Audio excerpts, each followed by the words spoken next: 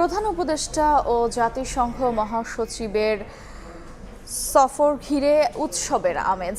এ সফরের মধ্য দিয়ে প্রত্যাবাসন প্রক্রিয়ার অগ্রগতি হবে এমন প্রত্যাশা রোহিঙ্গাদের। উখিয়া রোহিঙ্গা ক্যাম্প থেকে মিজানুর রহমান মিন্টু এবং মোবারক হোসেন শুভর ক্যামেরায় হাসান ওয়ালির প্রতিবেদন। দেশ ছাড়ার দুঃসহ স্মৃতিতে ফাতেমার শৈশব এখন বন্দী, তবে চোখে মুখে স্বপ্নের হাতছানি। বড় হয়ে রোহিঙ্গা জনগোষ্ঠীর মধ্যে শিক্ষার আলো ছড়াতে চায় ফাতেমা। রোহিঙ্গা ক্যাম্পের পথে পথে এমন শিশুদের দুরন্তপনা। উচ্চশিক্ষায় শিক্ষিত হওয়ার স্বপ্ন তাদের। বড় হয়ে কি হতে চাও? কি স্বপ্ন তোমার? ডাক্তার বলতে মনে হয়। ডাক্তার। পড়াশোনা করতেছো?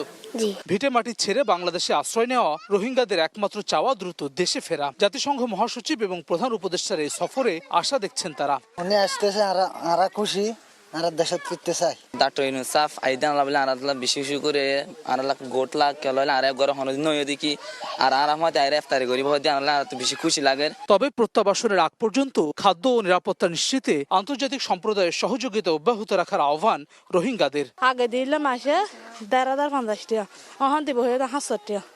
তখন ৭০ টাকা দিলে আর ইনত মানে নকুলা মারা তো হয় বড় গুড়া গাড়া হাতে তারা তো কুলা ডর নাম গেলে তারা তো নকুলা। জাতিসংঘের উদ্যম সরাই করে আর দেশের মাঝে ওয়াফিস দিবলা বলি ওরে ইয়ান চেষ্টা করি বললাম আর চাই। বাংলাদেশের মাটিতে আশ্রয় দেওয়ায় এদেশের মানুষের প্রতি কৃতজ্ঞ রোহিঙ্গারা।